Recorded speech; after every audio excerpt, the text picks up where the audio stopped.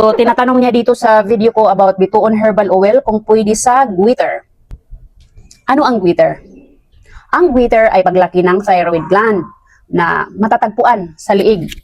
Symptoms, pwedeng may paninikip sa lalamunan, hirap lumunok, o malakas na tibok ng puso, pamamaga sa liig, at minsan may ubo, karaniwang sanhi, kulang sa iodine o hormonal imbalance. Ang Bituon Herbal Oil ay ginagamit bilang pangpahid o pangtapal sa iba't ibang bukol, kabilang ang goiter. Pero tandaan, iba-iba ang epekto sa bawat tao. Kung may concern ka, magpatingin sa doktor.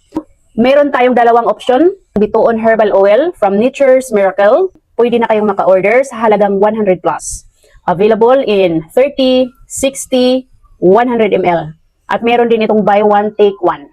May kasamang complete guide instruction, naka-attach mismo dito sa ating product kung paano gamitin. Bituon Herbal Oil by Briles Care. Sa halagang 500 plus, isang set, dalawang 60 ml na Bituon Herbal Oil, bali dalawang ganito. May kasama siyang Bituon Herbal Ointment na 10 grams plus sabon. Depende sa budget ninyo. Sa Nature's Miracle, mas budget friendly.